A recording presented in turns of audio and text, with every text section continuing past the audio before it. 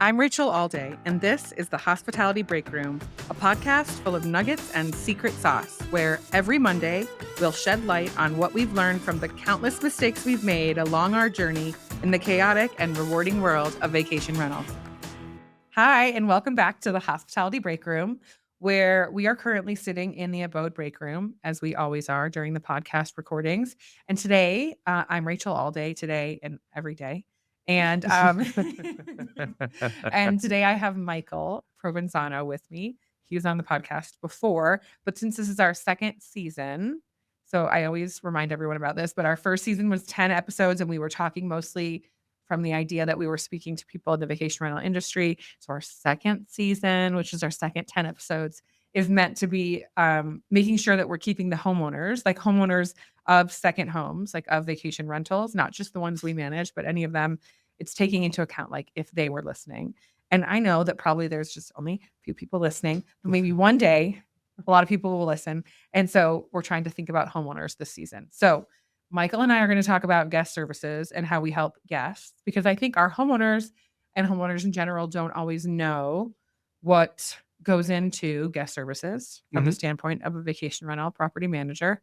So we're going to go into that, and hopefully everyone finds it beneficial.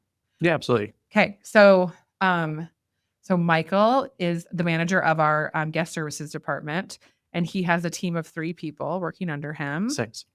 Oh my gosh. You have to. I'm so embarrassed. That's okay. That did not take into account our Extend team members. We really need to like go to Manila. Isn't that where they are? Yeah, they're in the Philippines, kind of spread out in 3 different locations in the Philippines. And you and I, we've talked about having them come here. We need to have them come here, or maybe we just need to go there, because I do feel like it's not right to forget that we have 3 more team members overseas. So that's true. Okay, Yeah, so it's a total and of it's 6. tough because I have to. The reason why we have 3 Extend team members is because 2 of them being in the Philippines, they work overnight. Yeah. Which for them over there, it's during the day. Right. Which makes it easier for them because their schedule isn't working the opposite of what a normal sleep schedule would be. Yeah. So it's tough as a manager because I have to allocate time towards coaching, providing feedback, having one-on-ones with those team members who are working for us. They work from 8 p.m. to 5 or 6 a.m. respectively. Crazy. Yeah. Yeah. Yeah. So that's the whole thing. Okay. Thank you for bringing that up. I need to do better with that. Okay. So let's see. From the homeowner standpoint, let's start with talking about maybe kind of like the life cycle on guest services. Like after someone books, what are the touch points with guest services for our guests after booking takes place? Yeah, absolutely. So after booking takes place, the guest receives a couple of different touch points as far as communications are concerned. They receive an initial email driving them towards the concierge team in case they need any assistance in being that we're in a ski town, booking ski rentals, transportation, things like that. If it's the summertime, booking activities and things like that as well. Grocery delivery services, basically anything that the guest could utilize to not only maximize the time of their vacation, but also at the same time make their life easier while they're on vacation. Because the last thing that I want to do when I get to a town and I'm on my way to my vacation rental is I don't want to go shopping. I don't want to have to worry about where am I going to have dinner. I don't have to worry about unpacking into my house all of the groceries that I'm going to have to go and buy. It's time that I value, and I'd rather spend the money to maximize the time that I'm relaxing as opposed to, spending it having to, run around and run errands. Yeah. We then follow up with a series of text messages. The first one is basically just letting them know that they are hearing from a guest services line, telling them that we're excited to have them, letting them know if they have any questions, they can text that number back and we'll take care of them. So on and so forth. And then the second and third texts that they receive are for they're going to be arrival and departure times. So that helps us because we can input those times into our system so our operations team knows when to expect a guest. It also helps us because if we have a guest who lets us know that they're coming in early, we can check and see if the unit is going to have another guest departing on the day of arrival, and we can get ahead of that guest and let them know, like, hey, listen, the unit's not going to be ready as early as you're going to be in town, but here are some things that you can do in the meantime And then the other text that they receive is our property guide, which basically just is a almost like a fact that they receive on the property, access information, directions, property specific details. Where's the hot tub? How does it work? Thermostats, things like that. So this way, if the guest has any questions or runs into kind of a point of oh, what's the Wi-Fi password? They can open their guide. Yeah. Okay, perfect. So yeah, I mean, I think one thing that's good for homeowners to know is that there is so many points of contact with the guests that we book. So it's not like because I mean, how would a homeowner know this, right? I mean, Mhm. I don't know. I think we go through some of this with them on the onboarding process and like as we are, explaining to them what we do in the very beginning, but Yeah, otherwise, absolutely. how do they know? So I think it's really helpful for homeowners to get an idea of like, yes, what we do as a property management vacation rental company is, yeah, we take photos of the house, we take care of the Yep. house, we market the house online, we do SEO, we do AdWords, and we do Mhm. email campaigns and all the marketing. But through that process, then as someone actually decides to book, it's not like they book and then we're just like waiting for them to show up. Mhm. There's a whole lead up process. It's like a life cycle of the Oh guest yeah. from the date that they book.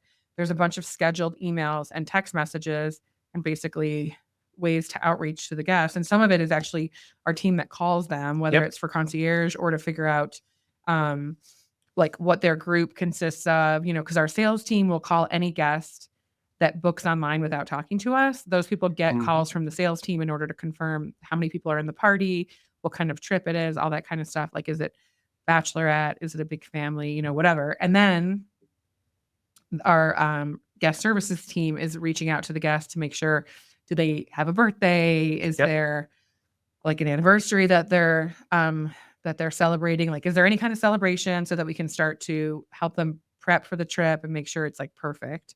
And then also there's text messages and emails that are going because we're trying to get a hold of them. And especially like right now while we're talking and doing this, it's like mid-January. So Mhm. we just finished with Christmas, New Year's. We're about to get into Sundance. And this is these time of year, like Christmas, New Year's, Sundance, Presidents, and most of March is when everything sells out. Yep. Like lift tickets, ski gear, even like the ability to get grocery delivery. And I don't mean Instacart, like Michael kind of explained it, but when we do grocery delivery through our concierge service, we mean Yep. the groceries are put away in the house, which Michael Mhm. kind of covered. But I think some people don't even know what that is because in a lot of markets, you might not even have that option. So, like, most people know you can get your groceries delivered, and usually that means they just leave them outside your house and send you a Yeah. text. These companies are like people that go buy your groceries and literally put things in the cabinet into the fridge and stock the whole thing so that when you get there, you're not putting away groceries. Yep. And that's like a step farther, and it's also expensive. But so all of those things are meant so that, like Michael said, people show up to the house and they have like a much better experience because there's not all that work that you have to do, like you would in maybe a more like mid-level basic sort of vacation rental. And I think homeowners don't always know that. And really, homeowners have access to these services. They do. Yeah, Yeah. absolutely. So we do have homeowners, they will book on concierge. Yeah. They'll book grocery delivery. They'll reach out to us about booking activities and lift tickets and ski rentals and stuff like that. And they sometimes Um, have resources like when the resorts are sold out. oh yeah. Sometimes we can, and that's what I was going to say earlier is like, so a lot of people, homeowners usually know this, but guests I feel like don't always know that the resorts can sell out. Yep.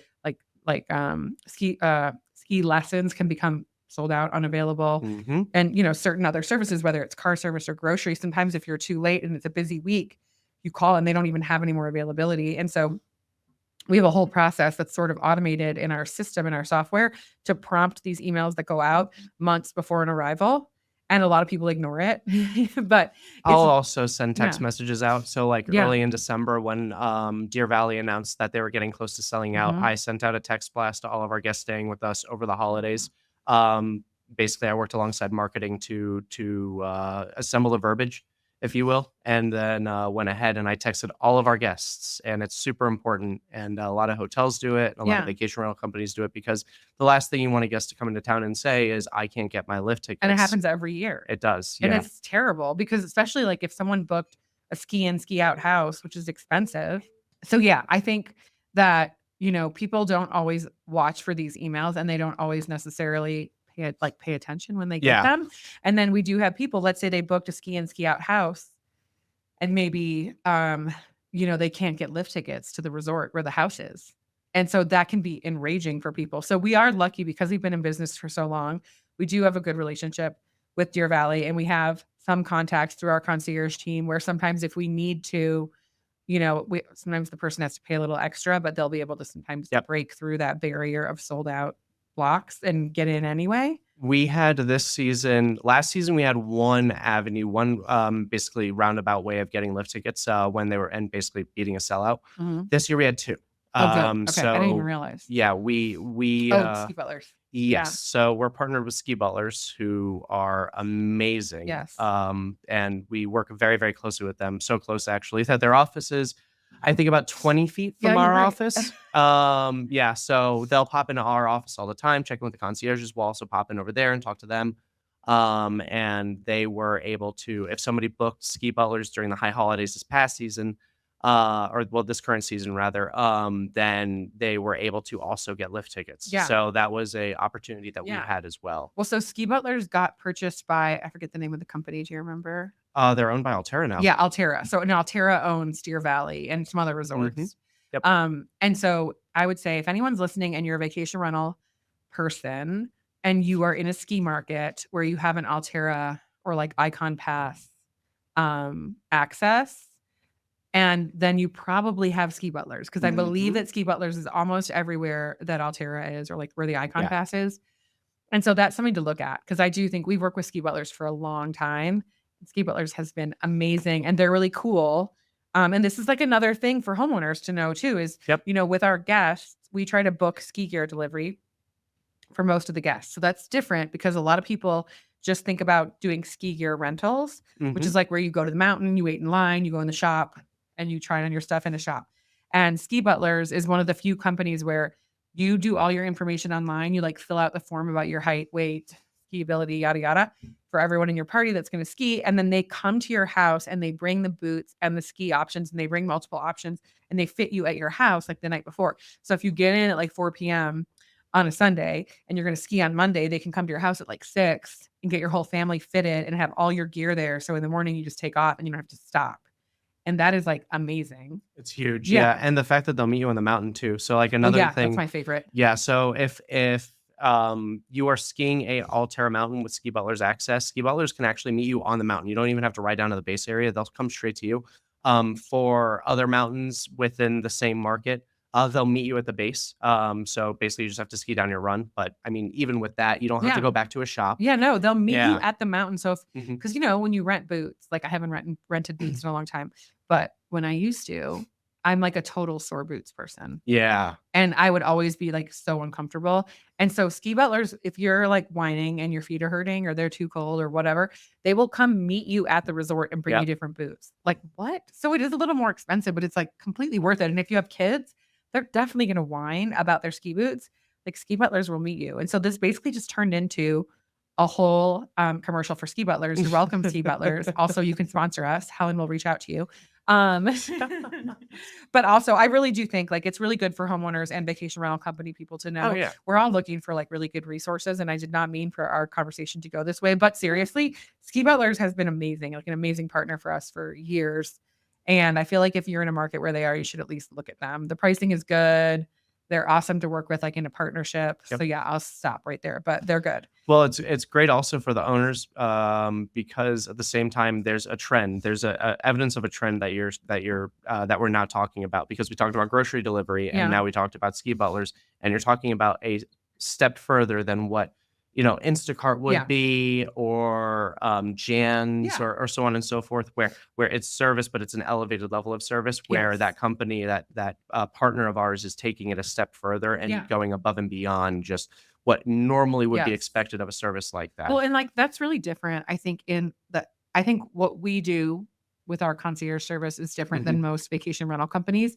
And look, it's not easy and we don't have it all figured out in terms of like monetizing and the process. Like it's been a work in progress for years and we're still hammering it out every day. Yep. But it's like always been our goal to offer more hotel style concierge for vacation rental people because typically that doesn't happen. Mhm. Number one, there's a lack of tools for that. And so we ended up basically working with JJ King, who has a company in Florida. I can't remember the name of it. Do you remember? Oh I my gosh, don't, I'm sorry. terrible. So, but JJ King is like 2 J's and then the word King. He's definitely on LinkedIn. He's awesome. And he and Riley Goldman have a really cool company in Florida. They manage a ton of properties, but JJ is also like a tech guru. And so Mhm. he built us this concierge software, this tool we've been using, which we really, Yeah. really needed. So that's helped our concierge process. We have a lot of work to do, but the thing is that we always knew that we wanted to be doing what Michael said, which is like going above and beyond, going one step higher than what is regularly done with vacation rentals. So like I know I've stayed in it somewhat not as expensive as the ones we manage, but I've Yeah. stayed in a vacation rental that's like around $1,000 a night or so, a few times. And I've stayed and I've asked, can someone help me with, grocery delivery or Mhm. whatever? And they always tell me, and this is like in a few different places I've gone. Yeah. And I can remember specifically in Portland, we were at this really nice condo that we rented with my family. It was my 3 kids, my husband and I, and our babysitter. But it was stressful, like travel is just, and it was like, oh, I just wanted the groceries in the house. Yeah. And we did the grocery delivery and they were like out front of this building. Yep. The building had a doorman and they didn't even like, the doorman was like, oh, I didn't know what to do with those. Like the grocery delivery company had left these groceries sitting outside this building in Portland, which if you've been there, there's like a lot of homeless people and stuff. Yeah, absolutely. And unhoused people, I guess I should say. But there's a lot of people wandering, and then there's our groceries just like blowing in the wind on this busy street. And I was like, ah. So anyway, to me, I know the standard is like, yes, you can get your groceries delivered, like meaning dropped on your doorstep. But I wanted more. And this company that I had booked with, which was a huge company and still is, had no concept like of that I wanted it in the house. And so I think, that's what Abode is always trying to do. And I think as a homeowner, that's one thing to look for. If you have a house that's nicer, and let's face it, if you have a second home, you Yeah. probably consider it nice. Like I don't Mhm. have a second home. And if I did, I probably couldn't spend like the price points that the houses that we manage are at. Yeah. But let's just say that I could spend like, I don't know, less than $1 million, like, which for our portfolio would be, on the very lowest side of what we manage. But that homeowner still wants to give their guest amazing service and they Yeah. want their vacation rental company to be able to provide that. So no matter what kind of a home that you manage, if you're a homeowner of a vacation rental property, or no matter what kind of homes you manage, if you're a vacation rental company, the idea of giving your guests that step above service is huge and differentiating because nobody's doing it. And maybe they're not doing it because it's not very easy. But I think like we're pioneers in the way that we're trying to overcome the obstacles and, providing really good concierge service. And like, I'm not giving up. I know we can get there. And I think that's the defining factor. Like we said, like Michael said, like it's the ski gear, but it's delivered to the house. They'll Yeah. meet you on the mountain to change out your boots. Yep. It's the groceries, but they're like put away when you get Mhm. there. Like, we'll get massage practitioners like masseuses to come to the house and do in-home massage so Yep. people don't have to leave. That's huge. Yeah. That's really that's a It's a good that's one. a big, big one. Yeah. We do sometimes like in-home yoga or Pilates. It's more rare, but it's like not Yeah. totally uncommon. We do a ton of private chef or like drop-off meals. Yes. What Absolutely. else? Like, what are some ones that are more unique, but that came Well, up? talk about activities. I Oh, yeah. mean, Let's do we that. have a lot of activities where whether it be snowmobiling or dog sledding or anything Dog like sledding's been that. kind of big, actually. It has, Yeah. yeah. It's been shout out all seasons. Mhm. It's been super big for years, and it's tough to get into because, for example, All Seasons Adventure, who we work closely with, they only have 2 teams, Right. so they can only go. 2 dog sled teams, he means. Yeah. Isn't that cool? Okay. Yeah, yeah, exactly. They only They have have 2 2 dog sled teams. 2 dog sled teams, and it's interesting because they have to be mindful of the dogs. So one Yeah. thing when we met with them very recently that they had to mention was that they can't do 2 separate groups going 2 separate lengths of time because if one dog team stops and the other dog team keeps going, Yeah. that first dog team is going to want to keep going, and that's going to Oh, really yeah. mess them up. So there's like things that you have to be mindful of from that perspective. But basically, when I talk about activities and things like that that are at an elevated level, transportation is included. So we are always looking for partners for activities where they can pick up our guests and bring them Yeah. because it really enhances the experience Yeah. for the guests. They don't have to worry so much about it. It's like, all right, we're getting picked up at 8:30. So Yeah. that's all we have to do is be ready at 8:30 and Yes. we don't have to worry about getting there, how we're going to get Right. there, anything like Because that. like we always say, the guest should Yeah. only have to worry about 2 things during their trip, ever. Yeah. 2 things, and that is paying, And showing up. That's it. And so we're all look, do we make it that easy every time? It's probably not that perfect every time, but we're trying. That's like our That's goal. the goal. Yeah. That's the dream. Our goal is that Yeah. the guests should just feel like and have the experience of Yeah. they just have to pay and then show up and everything else is taken care of. And again, like traveling and a ski trip, especially, there's a lot of moving parts and families and stuff, but we're always striving to make it that easy. Yeah. And I think what Michael said about booking activities that include transportation, it's like that again, like you're, creating an all-inclusive experience. You're making it plug and play for the guests so that they just have to like make it a decision like I want to go dog sledding. Yeah. And then we find the time that works for them. And then that's it. They just have to know to be at their house ready to go at a certain time. And that's all.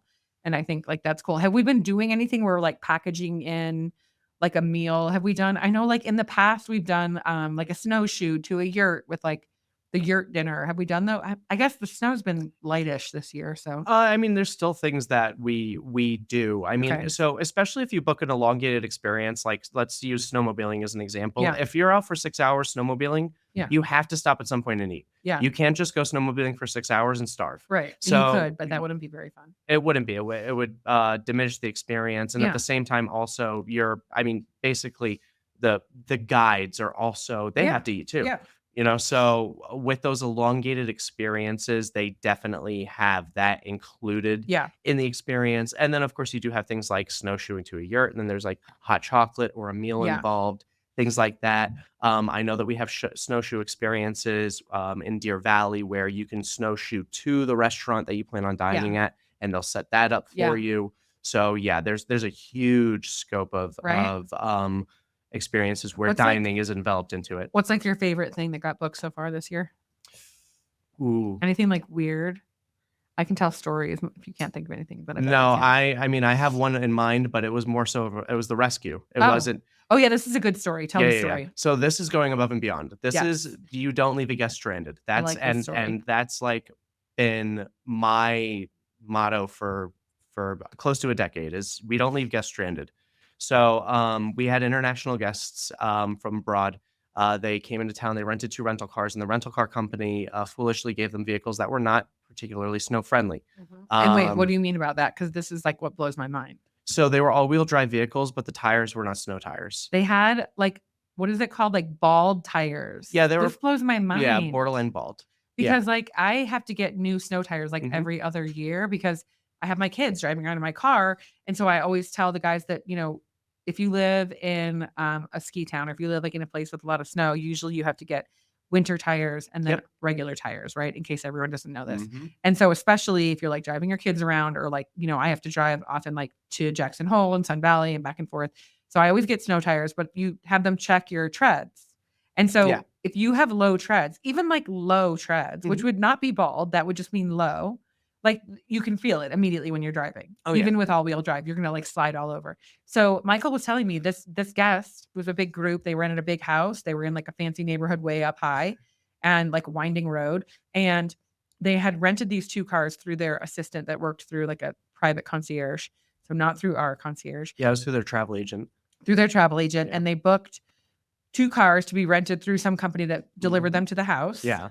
And they were 2 like BMWs or something, right? Yeah, they're all-wheel drive BMWs. They're Yeah. SUVs. They just the tires were But the insufficient. tires were bald, which is Yeah. like literally feels like a crime to me Yep. that somebody would drop those 2 cars off at this house way up in the mountains, Oh, yeah. up a winding road. They would drop off Well, they 2 picked them up at the airport and drove them into town. I mean, they would put them in these 2 Yeah. cars with bald tires and take them up. That's like even taking them up to the Mhm. house, they probably were like, "Oh crap, what are we doing?" And they just left them. Okay, now Michael will tell you what Yeah, happened. and I mean, they're from Central America too, so So they which had adds a layer no because these are preparation. people that don't know how to drive in the snow too, Yeah, which much I'm less constantly reminding our guests when they're saying, "Oh, we're just going to rent a car. We don't want to book private transportation." I'm saying make sure that your vehicle that you're renting is snow friendly because Yeah. that will make or break your trip. It's Right. huge. And bald Yeah. tires. I mean, honestly, I've been irate about this for days. Oh So yeah. okay, go ahead. So myself and fellow team member Mike, ironically, we Oh yeah, Mike and Michael. Yeah, Mike and Michael, we jumped in my car, and I drove and I had to go find them because they have an international number, so I can't keep calling them, Oh, yeah. unfortunately, to say, "Hey, I'm looking for you. Where are you?" So I was able to kind of narrow down where they were. Can they drop a location in WhatsApp? Maybe they I might, feel like they did drop a they drop did. a pin for me in Google Maps, but Okay. it wasn't precise. Because I feel Yeah. like we need to use WhatsApp more. This is like a topic for another Yeah. day, but I feel like we've been using more WhatsApp than we ever have. Yeah. And we need to like really get on more WhatsApp. Okay, that was a side note. But okay, go ahead. All right, so they're So dropping pins. You're trying to find them. so I follow kind of the breadcrumbs that they gave me to find them, and fortunately I was able to find them relatively easily. We get to them. It's a gated community. It was our property. It was Dumont. Okay. Dumont is the highest in elevation property that we have, and it is snowing. Yeah. It's not like just flurrying. Right. It's not just snow left over from the day. It is actively snowing on the roads. What time was it? We got there at around, I want to say 7 o'clock So it's like dark. at night. It's Yeah. dark, exactly. So we pulled them. They were just about, I would say, 200 yards below the gate to the gated community. Okay. So we dragged them. They went off the road, right? They did. They had gone Yeah. off the road. I was able to pull them out of the snowbank and pull the one vehicle that was stuck. The other vehicle had made it to the gate but was stuck there, Okay. and pull them up to the guard gate. So that brings us to, and mind you, this all carried on for the remainder of the evening, but the long and the short of it is we were able to get them up to their house safely. Yeah. And So you they- like pulled their cars to the gatehouse and then drove them up. Left those rental cars at the gatehouse and drove them up to the house. Exactly. Yeah. We talked to their travel agent. They spoke with the rental car company directly and basically were like, you need to pick up these cars. We can't drive them. And then the next day, flash forward to the next day, and I get a call from the travel agent. He says, hey, listen, we're revisiting renting cars, but we're not exactly sure what to do. Mhm. And I said, you know what? You guys have already had a bad experience with renting cars. We were able to help you yesterday out of a tough situation. Luckily, everybody's safe. Everybody got home. I mean, because most vacation rental companies, you call them at like 7 o'clock at night, it's very, very doubtful. They're gonna Yeah. be like, yeah, we'll send 2 people over to pull you out of the snowbank and drive you up to the house and then get your cars down to like that's a lot. Yeah, So it that was was we like- brought shovels, we was brought the whole crazy. 9 yards. We brought Yeah. the tow strap, shovels, everything that we could to make sure that we were going to be able to help these guests appropriately. Yeah. So I basically told the travel agent, I said, listen, we've already had a bad experience with renting cars. Why don't we take it a step further, and why don't we book private transportation for Mhm. them Yeah. for the remainder of their stay? So Probably what they should have done. exactly. Yeah. So I reached out to a couple of different companies, and I was basically able to book them a private driver for every day. And it wasn't a private driver on a time limit. It wasn't like this private driver's with you from 9 to 5. It was this private driver's with you until you're done. Yeah. When you are finished with them, you can say, you know what, we're ready to be taken back to the house. They'll take them back to the house. And in addition to that, on the day of, which this is probably my favorite part of this story, the travel agent called me an hour before their ski lessons. And we were able to get a private driver to their house 30 minutes before their ski lessons and Wow. get them there for their ski lessons. That's amazing. Yeah. So that's probably my team, the concierges, they tend to do a lot of the booking activities for guests and Yeah. doing that. I tend to be kind of the person who, I will help with concierge services, but more so putting out fires. Yeah. So this was really perfect because I had already spoken with the guest, I'd already dealt with them, and I was able to get them set up. And it was marginally more expensive than the rental car Yeah. was. Yeah. I mean, I those think it rental was cars, only maybe 20% more yeah. than what they were paying. Like high performance luxury rental cars, especially when they're delivered. I mean, those are pretty expensive. Yeah, And like exactly. I forget what the cost is per day for like that sort of unlimited daily car service. Is it like maybe $2,000? Yeah, ish? I Like would right say around, like somewhere between 15? 16 and Okay. 2, Yeah. depending on how many hours. Yeah. Which is a lot. Yeah. But if you're renting I think it high ran them performance for car with delivery, then for Sprinter van, it ran them roughly $180 an hour. yeah. So I mean, obviously, this is not a cheap option, but this compared to what they were spending on rental cars Yeah. was not over Well, they over don't- the budget. They don't have to worry about anything. Yeah. The driver's Yeah. there at 9 o'clock in the morning to take care of them. They Right. can go skiing, they can go snowboarding, they go shopping, dining, whatever they want to do. At night, they can go out. They don't have to worry about who's going to drive. Yeah. They can just go out and have fun. Yeah. And that's huge. No, I agree. And Yeah. I feel like, I mean, look, it depends. And different markets are going to be different. Mhm. But I think if you're a homeowner and you have a second home in a ski town, Yeah. that is something to ask your property management company. Like, what do they do about guests that maybe shouldn't be driving in the snow, can't drive Yeah. in the snow, or worried about driving in the snow? Because a lot of guests in a ski town want to rent a car. It's Yep. like everyone thinks they should rent a car. And there's a lot of good reasons to do that. But there's actually a lot of good reasons not to if it's like a time when there's going to be a lot of snow, Yep. if they're not used to driving in the snow, and if they can't like even in Park City or Jackson or Sun Valley, the car rental companies like Enterprise or whatever, you would think that all their cars are going to be all-wheel drive at least with all season tires, if not snow tires, but they're not. There's Oh so many yeah. two-wheel drive cars that are rented in these ski towns. It's like it's a good thing to know that the company that you're working to manage your house is also helping the guests with like appropriate cars. Because look, if they are renting a car, they could be like ramming into the garage by Oh yeah. accident, which has happened. And so, you have to be super careful. And you wouldn't want a guest who's staying at your house. And we all care about this guest experience being so amazing that the guest is going to leave a good review. Like how pissed and how pissed off are they going to be, and how hard to please. They rent a car and then they crash it, and now they're like pissed, and you have to make up for that somehow. Oh yeah. Yeah. And I mean, some of these driveways too are harrowing. Yeah, they are like Yeah. really harrowing. Like Oh we have yeah. a couple driveways that are like, yeah. And I mean, what are you going to do? Someone owns that house, they want to rent it. And so we try to put in the description and make it obvious to people. So like, be careful with this driveway, but it's not easy. It's not. It's really, and it's funny because some of the driveways, for example, we had a guest stay with us from Salt Lake, Yeah. and the driveway was steep. Now, mind you, Salt Lake is only what from downtown Park City, Mhm. 30 minutes. So these aren't people that are alien to Park City. These people know Park City, and yet their vehicle was low clearance, Yeah. and they bottomed out their vehicle getting Yeah. into the driveway. Mhm. Which I mean, on the one hand, from a guest services perspective, being that the guest is from Salt Lake, they probably should have known to be Yeah. cognizant of that, being that we're in the mountains. But at the same time, also, it's something to think about. Yeah. To You make sure know, everyone knows. Well, exactly. we have to oftentimes like tell the guest, like this is a big part of guest services too, Mhm. is a lot of the questions that come in before the arrival. Oh, yeah. Whether it's like, what kind of coffee maker? Does it need a cone filter or flat bottom Yeah. filter? Or do they have an espresso or a Keurig? Which we have all that saved on all of our property info documents. And that's a great thing to ask your property management company. Oh, yeah. Like, what info do they have for when the guests ask? Because there's all these questions come up almost every time. And it can also be that you can make sure that you're telling the guests like, hey, this house only has room for 2 cars. Maybe there's like a garage and a parking space out front. And that's it. Because, Michael will say like people will show up with like 4 cars. During the summer, it's probably one of the biggest questions we Right. get is how many vehicles can I Yeah. park at this house? Or they'll get to the house without thinking about it.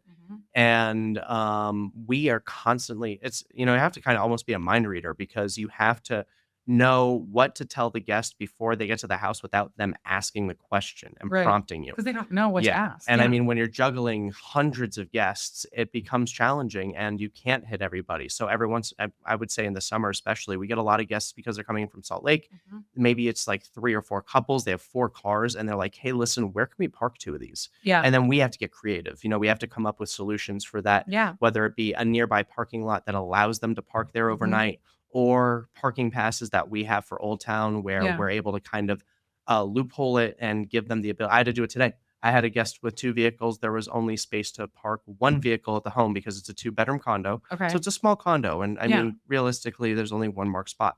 So what I had to do was I set it up so this way they're going to get a parking pass when they arrive. And I had to kind of guide them as to where they could park with the parking Got pass it. that was nearby. Yeah. So it is kind of a constant mind game of what do I need to know for this guest to make Yeah. sure that they are set up for success with them Because it's like thinking it could about be it. anything. It could be like, is there a crock pot? Yeah. Like, is there a blender? Yep. And because we do high-end stuff, we try to, if there's not like with our property enhancement program and our inventory program that we have for Yep. every property, we know what's in each house.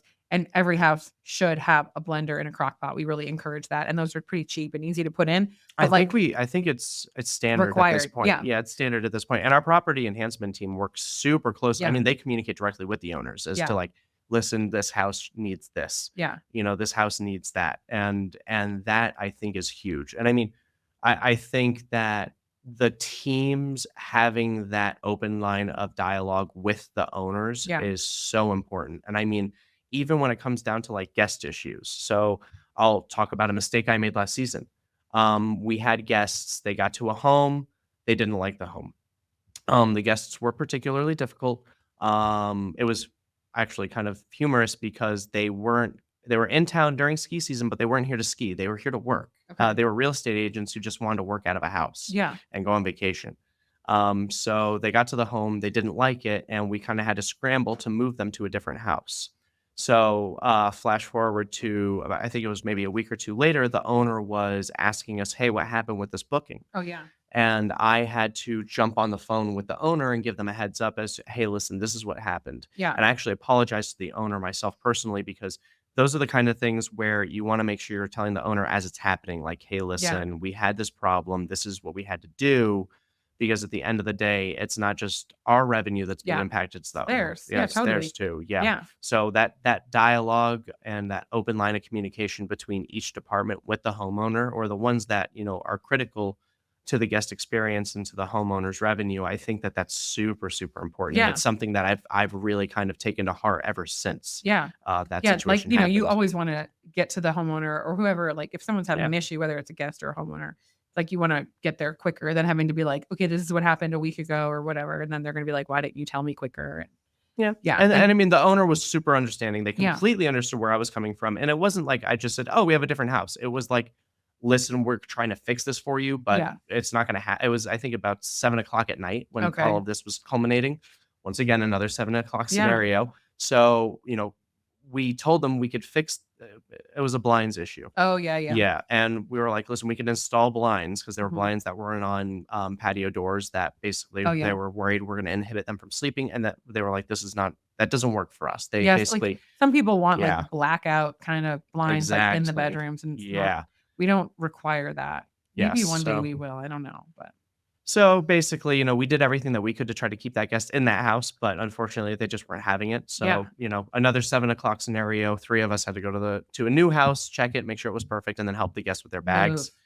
Yeah, Yeah. Yeah, um, which it is hard because then the homeowner of the original reservation is, like, frustrated, and yeah, it's hard. I think it's good for homeowners to know too, like, the balance that goes into all that and that we don't move guests easily. It's not like, no. "Oh, yeah, no big deal, no skin off our back." 3 people who have, like, a million other duties to be done, and they're supposed to be done at 8 o'clock, and now they're gonna not do all the things they were supposed to do, and instead they're gonna go over to this other house, check it, then come back to the one the guests are at, bag up Exactly. all their stuff for them, move it over. Like, Yep. that is not our preference. And I then mean, we even when it comes down to refunds, right. we're constantly every step of the way, we're constantly taking the owner into account when we are whether it be dealing with a guest issue at arrival, dealing with a guest issue after departure, Yeah. refunds, things like that. When it comes to refund, we call them refund risks. Yeah. So that's a nugget. Yeah. Right? Refund We call them risk. refund risks, and that's basically it's a maintenance issue or something to that effect, where we know that it is going to put us at risk of a guest Yeah. saying, That "I is a good need one. I need money back," Yeah. and we really do our best to make sure that those are not only well communicated ahead of a guest arrival, Mhm. but also making sure that we're doing everything that we can to mitigate them as much as Yeah. possible. Whether it be, if it's something that we absolutely cannot fix, we do everything that we can to make sure that a guest is notified prior to arrival. Hey, listen, just so you're aware, this is Yeah. something that's on the table. That's something we learned from Yeah. big mistakes. That is a good nugget. It's like, when you have a guest and let's say this came up in Jackson Hole this Yeah. just a few days ago, and I just saw an email about it from the guest, and they're like, the guest ended so happy. But it started with the house that they were gonna stay at has a hot tub, and the hot tub wasn't working right. And so Yeah. instead of what we could have done, which is just like wait until they get there and be like, "Hey, it's not working. We're trying to get it Mhm. fixed." We reached out to the guests to say, "Hey, the hot tub's not working. I know you're supposed to be here in like a few days. Yep. Hot tub is on the fritz and we're trying to get it fixed, but we might not be able to get it fixed in time." Then they let us know this is like their 25th year of doing the ski trip together. They're in Jackson Hole. They really wanted a hot tub. They have like, Yep. I don't know, they all go to the hot tub, every evening as a family, and it's like part of their tradition. And so our team really pushed. And I think that the hot tub maybe wasn't working the first day, but by the second day it was working, something like that. And so this guest was like you said, a refund risk because we targeted it from the beginning. We knew like, all right, this is why they booked the house, and this happens. Like people will tell you, I booked the house because I really love the outdoor grill, and then something happens with the grill. Yep. So it's like when someone books a house and they're like, we really want the hot tub, and then we find out that it's not working, we don't wait and try to like push it off. We're like, face it head on. Anyway, the guests came, the hot tub got fixed really quickly. They had this amazing trip. And then they wrote us an email. And it's like this long email. I just saw it today. And it was basically like, we had the most amazing trip. We're so grateful. And this is one of those things where your obstacle is like the biggest advantage, or what is Oh it? yeah. It's like taking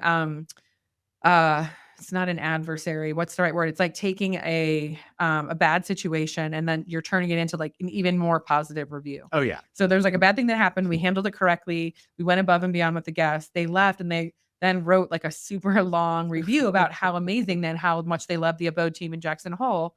And it was all because we reached out to them to tell them ahead of time that this hot tub might not work. And then it was fixed. And then they were happier than they ever would have been if we hadn't even had a hot tub issue. Yeah. And so it's like, that is the coolest thing to learn. And we've learned that over the years through not telling them before they came Oh yeah. and then trying to like smooth it over and do whatever. And then it does not end well. And so we've learned like, just go to it straight away. Like, let them know. Cause they might say, you get worried. Like if you call a guest and you say, the outdoor kitchen is not working and I know you really wanted to use it. They're going to say, well, can you switch me houses? But if it's like let's say it's 4th of July, like you can't. So you're like, I don't want to tell them because they're going to want to switch and I can't switch them. I don't have anywhere to put them. But it's like, weirdly, if you just reach out and tell them, a lot of times you're going to end up with a better review and a happier guest because at least they know you're being honest with them up front. You're working on solving it. You're not just like rolling it under the rug. I don't know. It's crazy how that works. It is, yeah. And Yeah. it's funny because like I feel like 90% of the level of experience that you provide is how you react to those situations. totally. And if you react to them in a way where you, number one, are showing the guest you're taking it seriously. Number two, you're showing the guest you're doing everything that you can to fix it. And number three, you're communicating with the guest. So this way they're not just sitting there wondering what's happening with this. Yeah. That is huge. And it will take a negative and make it a way bigger positive than if they came in, everything was working and they didn't have to communicate with you at all. It's so true. Yeah, it's so big. And then it's funny because in addition to that, those guests are guests that you'll have come back year after year. And they'll not only remember the service that you gave them, but also they'll remember the people that helped them. Yeah. So right now, we have a guest staying with us in one of our homes. He's staying with us for 3 months. He stayed with us for 1 month last year. And he and I and another team member of ours, Blaine, we kind of formed this symbiotic relationship where we were kind of his go-tos as far as making sure the issues he had were getting fixed quickly. And the biggest one that he was having was there were lights that were inoperable above the hot tub. Coming back to a hot tub issue. Always the hot tub. Exactly. Always the hot tub in the winter. It's the biggest thing. I hate hot tubs, but okay. They're a must. But the guests love them. The guests love them. Absolutely. So it's the biggest search. It's the biggest filter that we have on our searches. So true. Yeah. So what we did was because these lights were particularly high up on the back patio, you would need scaffolding to get to them. So what we did was we put up temporary lighting above the hot tub because the guest was worried about falling. Yeah. And that worked. It made it so this way it illuminated the back patio enough to where he was comfortable, he was happy, and it showed that we could kind of think on our feet and make sure that those things were taken care of. Yeah. Now, flash forward to a year later, he's with us for 3 months. Yeah. And the first thing that myself and our fellow team member, Blaine, who's with our owner relations team, the first thing that we asked were, are the lights fixed? Yeah. And they had been, but it was literally that first thing that we thought of when we saw that he was coming back. And it was also something that the guest and I spoke about after he arrived this time around. I was like, I hope the lights are working. He goes, no, we're good. I knew that they were working. I was saying it just to kind of prompt him. Yeah. But at the same time, he was also like, yeah, no, they're working. This is great. Definitely a lot happier about that than last year. And then, there were a couple, and I mean, mind you, this is a home that we don't rent very frequently. So there were a couple of other small little things, but we're taking care of them. The guest is happy as a clam. Yeah. I mean, even down to there was a piece of decor in the house that he hated. This happens more than people would like to. I think it's funny, like homeowners will say to us, why is this moved in my house? When I last time I was here, it was on this counter and now it's on the shelf over here. And it's like, why? Why do you think someone would move it? And it's really funny because I don't want to be like, I don't want to disrespect the homeowner and like, Of course not. put down their favorite item. But it's like, it's weird because some guests just have like a weird aversion to some, I don't know, bronze statue that you have or whatever. And they like hide it. This is a vacant wall mounted metal potting Like plant, an empty plant pot thing. Okay. Yeah. Yeah. And he was like, there's nothing in it. It's an eyesore. Can it be put in the garage while I'm here? And we're like, sure. Yeah. So we or we could put removed a it. plant in there for you, but okay. Yeah, exactly. But he just wanted it removed. So we put it in the garage for him in the meantime. And what we did was we in Breezeway, we generated tasks. So this Put it way, back. exactly, when Yeah. he leaves, it gets put back, and the homeowner, will not be impacted by Yeah. the fact that They we won't did that. be shocked when they arrive. Be like, "Where's my pot?" Exactly. Yes. Because you never know. It could be something of sentimental Yeah. value, no matter what it might It be. always feels like the one thing that gets moved is the thing that, like, like an ottoman gets moved, or like a throw blanket ends up Yeah, in the wrong exactly. room, and people are like, "Why does this happen? Why did it Mhm, get moved?" And it's like, I don't know, it's crazy how the guests will just have an idea, mhm. and they really, I mean, look, we don't usually have guests, like, moving big pieces of furniture and stuff, No. although it has happened, but we try to really watch for that, catch it, and get it all back Yeah. in place. But it does tend to be more of, like, some one-off, like, decor item. And it is, I think it's weird over the years how many times that's happened. So for homeowners listening, it's not you. You're not weird. It's not your decor. Like, it's just kind of a guest thing. Sometimes It people is. have a Yeah. thing, Everybody like has different the tastes. ceramic rooster, it's the bronze sculpture, it's the pot. Like, Oh, I don't yeah. know. People just want to move stuff. So don't feel hurt. Don't take it personal. You never know where someone's coming from and why they want to do that. I could tell the funniest decor stories when it comes to vacation rentals that I've rented, and they're Oh, friends of, really? oh my Like goodness. what? Tell one. So, I was the best man in my friend Alex's wedding, and his family was in town from South Carolina, and his parent Carolina from and his excuse me, his parents had rented this Airbnb Yeah. that was within a stone's throw distance from the wedding venue, Okay, cool. because obviously they're having to run back and forth. Yeah.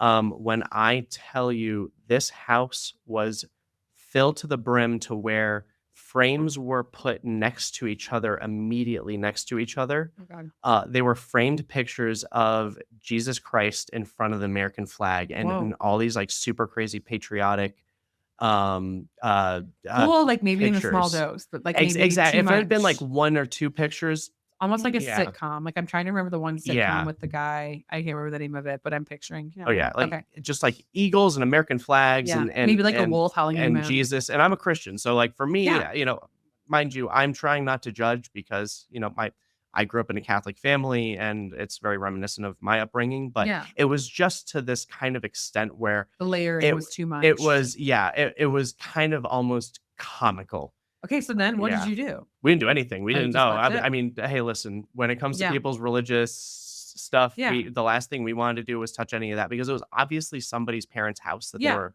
Airbnb for them yeah. when they were maybe not living there or were maybe, vacationing or traveling or something like that. So the last thing that we wanted to do was touch any of that stuff.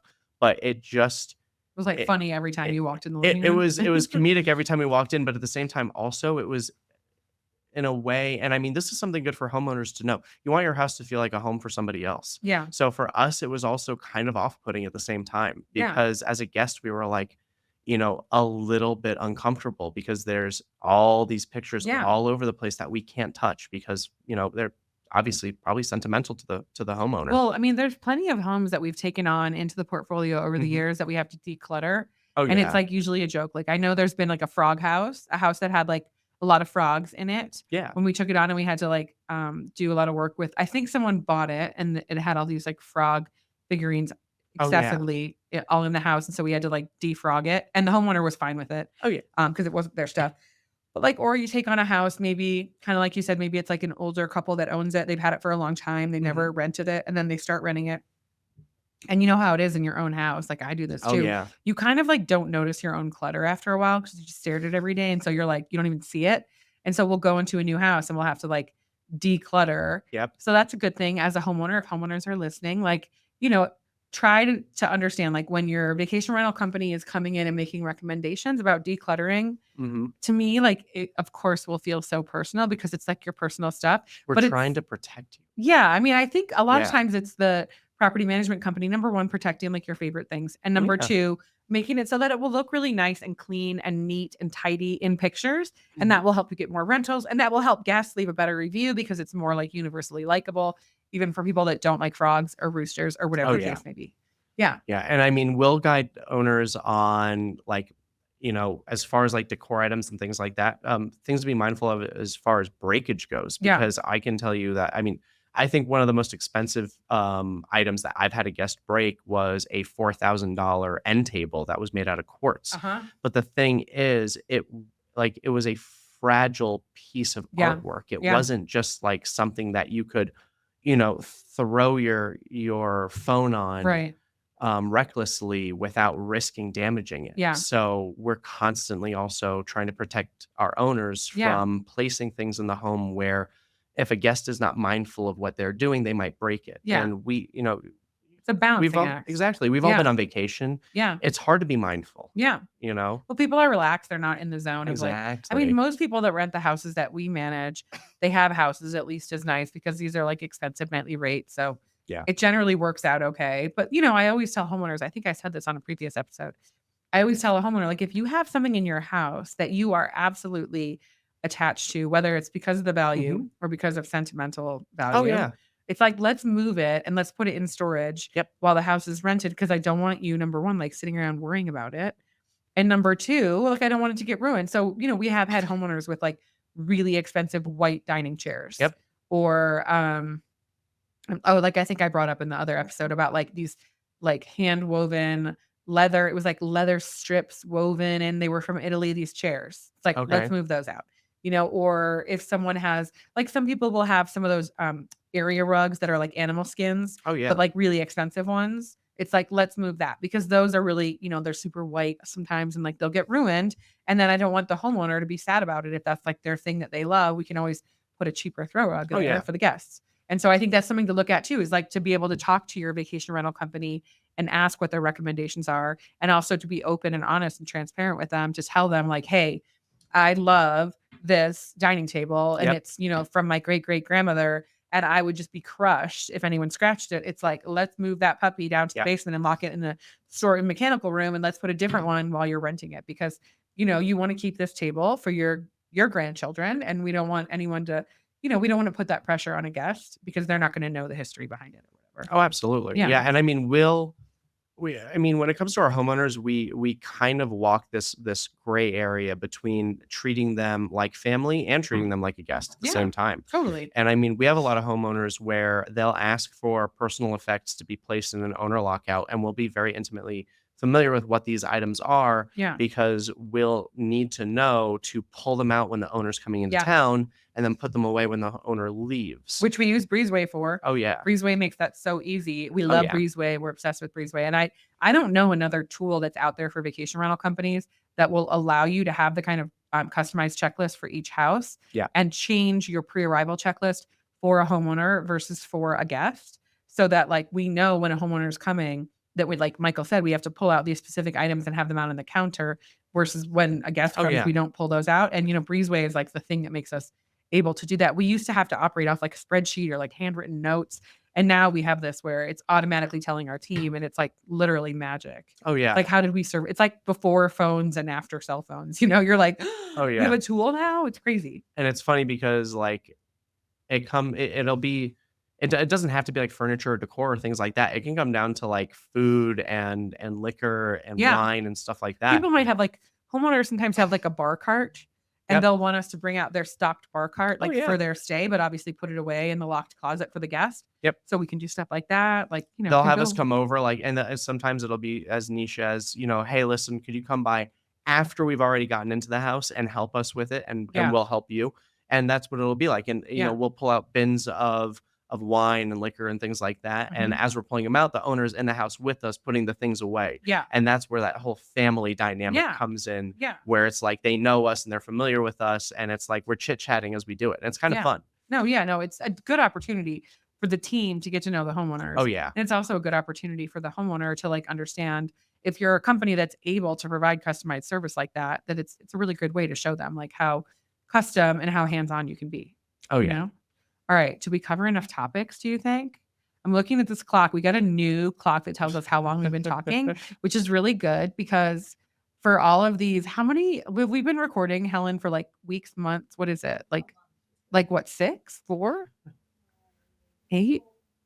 4 months. Like I have 4 or zero 5 sounds ability to about right. understand the passing of time in case people don't know. I think that's like an ADHD thing, but like, I never know.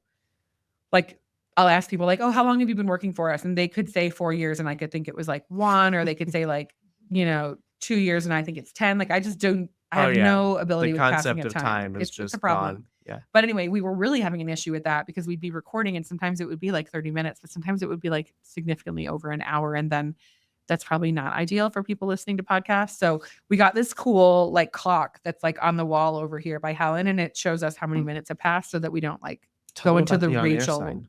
Yeah, we don't go into the Rachel zone, the Rachel like time. What is it? Like the twilight zone of time with Rachel. And then we did get this sign. I feel like we need to put this sign so you guys can't see, but there's a window. Oh, you can kind of see. See, okay, this is a window right here. And there's like blinds on it. But I don't know if you can tell. But like out there is like the hallway in our office. Yeah. So I want to put this sign back here behind these blinds so that when people walk by, because we're literally in the break room in our abode office in Park City right now. And so I want to put the sign on the window so when people walk by, they know that we're recording. Because sometimes people will, this is like we have 2 break rooms. We have 2 kitchens in our Park City office. But sometimes people will like try to open this door over here because they're coming in to like have a snack. And we're sitting in here recording a podcast and like, how would they know? Yeah. So I really want to put that sign up. But until we got it hung, we decided to put it here. But it does look kind of like a ghost or something. I think it'll be better. Where'd you get it, Rachel? My husband, Rob, gave it to me for Christmas. Yes, because he makes fun of me with the podcast. So he thought that was really funny. I think it's awesome. Hardy har har, I think it's Rob. super cool. Maybe I'll just hang it like in my office as like a sign, like I'm on air, haha. But no, I think we need to put it out there. And see, it's kind of like it hangs. So like we can't just hang it on the door. It definitely needs to go like on the window. But anyway, things we'll figure out later.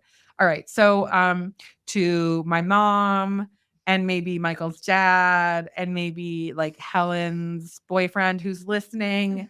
And then maybe a couple homeowners and maybe some vacation rental people too. You guys, some people in the vacation rental industry have been messaging me. I'm not kidding. I'm not even making this up. Yeah. And they've been like, oh, I listened to your podcast episode about blah, blah, blah.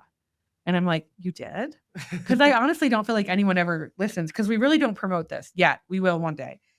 Maybe after this season is like complete, we can start like promoting. And then Michael's going to become famous and he'll have to like move to LA and get an agent. Oh, goodness. But until then, anyone who's listening, thanks for listening. And we hope you come back to our next episode of the Hospitality Break Room.